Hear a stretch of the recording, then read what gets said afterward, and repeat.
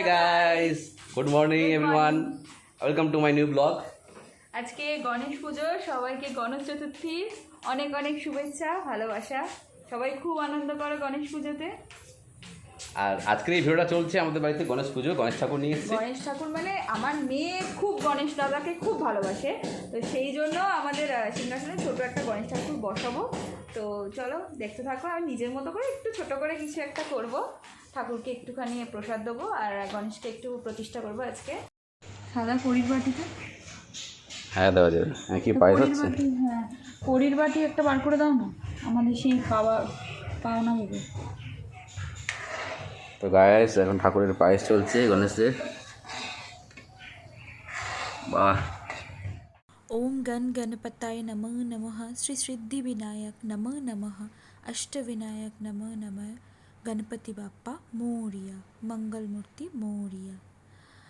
আমি এই মন্ত্রটাই জানি, তো আমি এটা দিয়েই প্রথমে দুধ দিয়ে তারপরে গঙ্গাজল ঘি মধু দিয়ে ঠাকুরকে শোধন করিয়েছি। আমি যেটুকু জানি, এর থেকেও অনেকে অনেক সবাই আরও অনেক বেশি কিছুই হয়তো করে, আমি সেরকম কিছু জানি না, আমি নিজের মতো করে এইটুকুই করেছি। তারপরে আমি একটু নর্মাল জল ঠাকুরকে দিয়ে তারপরে ভালো করে মুছিয়ে নিয়ে আমি ঠাকুরকে পাতবো।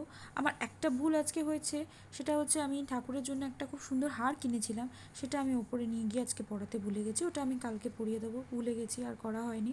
পরে আমার পুজো দেওয়ার পরে আমি নিচে এসে শোকেসে যখন দেখলাম, তখন আমার মনে পড়েছে যে আমি ঠাকুরকে হারটা পরাতে ভুলে গেছি। এরপর বিশেষ কিছুই না, আমি একটু পায়েস করেছিলাম আর গণেশ ঠাকুরের পছন্দের লাড্ডু দিয়ে আজকের মতো ভোগটা দিয়েছিলাম। চেষ্টা করব সামনের বছর একটু ভালোভাবে করার, তিতলি এবছর বড্ডই ছোট।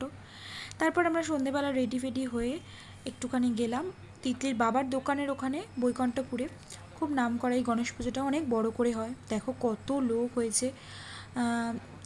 তোমার খবর থেকেও লোক এসেছিল, দেখলাম লাইভে দেখাচ্ছে, পিছনেও একটা ক্যামেরায় একজন করছিল, কভার করছিল, ওইদিকে প্রসাদ দেওয়া চলছিল। দেখো স্টেজের ওপর থেকে একটা ক্যামেরা বসানো, ওখানেও দেখছিলাম সব নিচ্ছিল।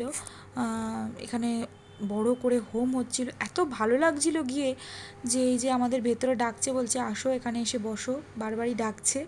তো তারপরে আমরা প্রথমে নানা করছিলাম, তারপরে গিয়ে ভেতরে বসলাম।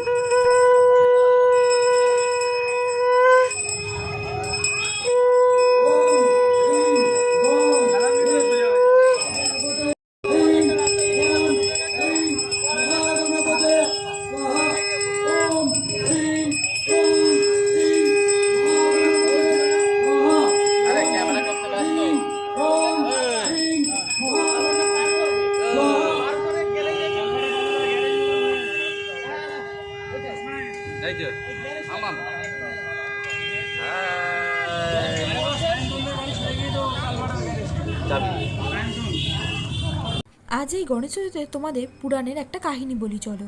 কেন গণেশ দেবতার পুজো সব দেবতার আগে করা হয়? শোনা গেছে গণেশকে নাকি নিজের গায়ের ময়লা থেকে তৈরি করেছিলেন পার্বতী দেবী। গণেশের জন্ম দেওয়ার সময় সেখানে মহাদেব উপস্থিত ছিলেন না, তাই গণেশের জন্মের কথা প্রথমে তিনি কিছুই জানতেন না। পার্বতী স্নানে যাওয়ার আগে ছোট্ট গণেশকে দরজায় পাহারা দেওয়ার দায়িত্ব দিয়েছেন। তার স্নান সম্পূর্ণ না হওয়া পর্যন্ত কেউ যেন সেখানে প্রবেশ না করতে পারে। তার নির্দেশ তেমনি, যেমনই নির্দেশ গণেশও তার আজ্ঞা পালন করেন। একটু পরেই মহাদেব সেখানে উপস্থিত হন। তিনি ভেতরে গেলে তাকে আটকান গণেশ। ছোট্ট একটা ছেলেকে তার পথরোধ করতে দেখে প্রথমে মিষ্টি কথায় বুঝিয়ে বলেন, না শোনাতে শিব তার মাথা গলা থেকে কেটে দেন।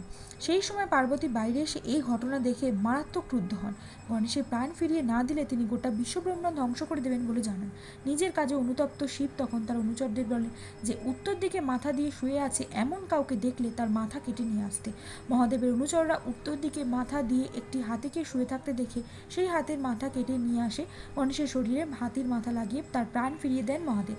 এরপর নিজের পুত্রকে তিনি আশীর্বাদ করে বলেন যে সবার আগে গণেশের পুজো করতে হবে। এছাড়াও আরও একটা কাহিনী আছে, তোমরা কে কে জানো সেটা আমাকে অতি অবশ্যই কমেন্ট বক্সে কমেন্ট করতে। আমরা একটু মেলায় ঘুরবো বলে বেরোলাম। সামনেই মেলাটা বসে, রাস্তার ওপরেই বসে, দোকানগুলো দুধারে ছোট করে প্রতিবারই বসে। তিতলি এটা ওটা দেখছে আর বলছে এটা কি বাবাই, ওটা কি। আর কিছু কিছু খেলনা দেখেও চিনতেও পারছে, বলছে ওর খেলনাটা ভাবছে হয়তো এখানে দোকানে টানানো আছে। রিসেন্টলি কিছুদিন আগে রথে মেলাতেও গেছিলো, সেখান থেকে দু একটা খেলনাও কিনেছে। তো এখান থেকে আমি বিশেষ কিছু কিনেও দিইনি ওকে। অবশ্য বায়নাও খুব একটা করেনি, শুধু এটা দাও ওটা দাও, এটা কি সেটা কি একটুখানি প্রশ্ন করছে, আর কিছুই না। এরপর আমরা ওখানে বেশিক্ষণ থাকিও নি, কারণ রাতও হয়ে যাচ্ছিলো। তারপরে আসার সময় তিতলিকে একটা চিপস কিনে দিয়েছিলাম, আর আমাদের ঘরের সবার জন্য একটু আইসক্রিম খেয়ে আমরা বাড়ি চলে এসেছিলাম।